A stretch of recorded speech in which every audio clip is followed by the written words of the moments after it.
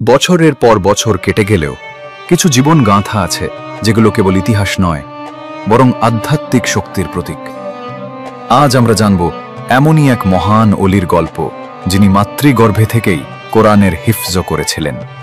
তিনি গাউসুল আজম, কুতুবে রব্বানী হযরত শাইখ আব্দুল কাদের জিলানী রহমতুল্লাহি আলাইহি।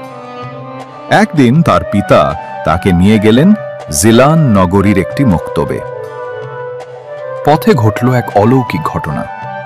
আকাশ থেকে নেমে এলো ফেরেশতাদের এক দল। তারা ঘিরে নিলেন ছোট্ট ছেলেটিকে আর তাকে ঘিরেই পৌঁছে দিলেন শিক্ষা প্রতিষ্ঠানে। মক্তব ভর্তি ছাত্রে পরিপূর্ণ, বসার কোনো স্থান নেই।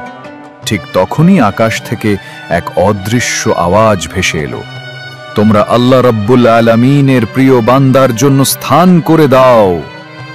সবাই বিস্ময়ে তাকিয়ে থাকে ছেলেটির দিকে। তাকে বসার জায়গা দেওয়া হয়। ওস্তাদজি আলিফ বা শেখাতে শুরু করেন, কিন্তু ছেলেটি হঠাৎ করেই তিলাওয়াত শুরু করে, আলিফ লাম মিম। শুধু প্রথম আয়াত নয়, একে একে পুরো 18 পারা কোরআন মুখস্থ তিলাওয়াত করে শোনায় সে। আরবি উচ্চারণে, তাজবিদ সহকারে, পরিষ্কার ও হৃদয় ছোঁয়া কণ্ঠে। ওস্তাদজি বিস্ময়ে জিজ্ঞাসা করলেন, বাছা, তুমি কিভাবে মুখস্থ করলে? ছেলেটি শান্ত কণ্ঠে জবাব দেয়, আমার মা ছিলেন হাফেজা। আমি যখন তার গর্ভে ছিলাম, তিনি প্রতিদিন কোরআন তিলাওয়াত করতেন।